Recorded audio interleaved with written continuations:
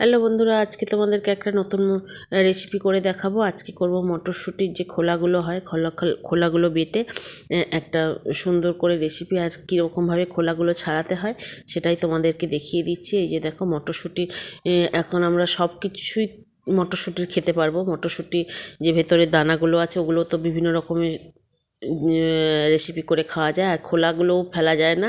খোলাগুলো কিভাবে ছাড়াচ্ছি দেখে নাও, নিয়ে এরকমভাবে তৈরি করতে হয়। চলো এখন ছাড়িয়ে নিয়ে তারপরে আসছি।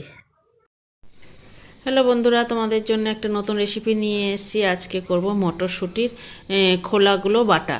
মটরশুঁটির খোলা বাটা, তার জন্য কেমনভাবে ছাড়াতে হবে মটরশুঁটির খোলাগুলো তোমাদেরকে আগেই দেখিয়ে দিয়েছি। এবার ওই খোলাগুলোকে ভালো করে ধুয়ে নিয়েছি, নিয়ে এর সঙ্গে একটু বেশি করে রসুন আর একটু কাঁচা লঙ্কা, একটাই কাঁচা লঙ্কা দিচ্ছি কারণ আমরা ঝালটা কম খাই, তাই জন্য একটা কাঁচা লঙ্কা। তোমরা যে যেমন ঝাল খাবে সেরকম হিসাবে লঙ্কা দিতে পারো। আর এটা যেহেতু কুল লঙ্কা প্রচণ্ড ঝালই হয়, ওই জন্য একটাই দিচ্ছি।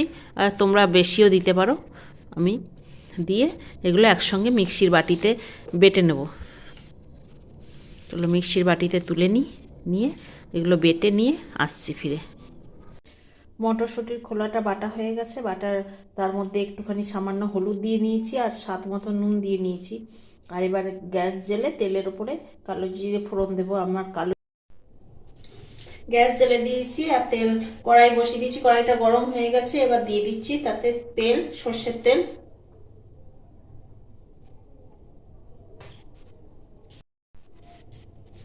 সর্ষের তেলটা গরম হয়ে গেছে, এখানে ফোড়নে কালো জিরে ফোড়ন দিয়ে দিচ্ছি।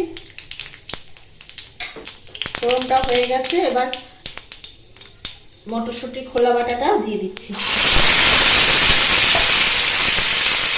ভাজা ভাজা করে নেব।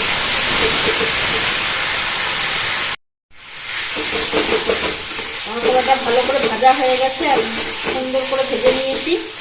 আর এটা গরম ভাতের সঙ্গে তোমরা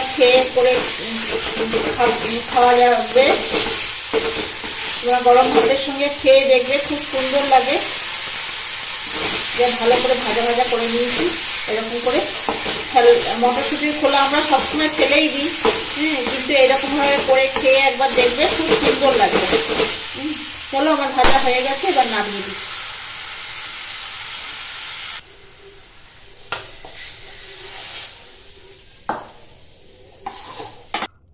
চলো এই রেসিপিটা তোমাদের কেমন লাগলো আর কমেন্ট করতে ভুলো না।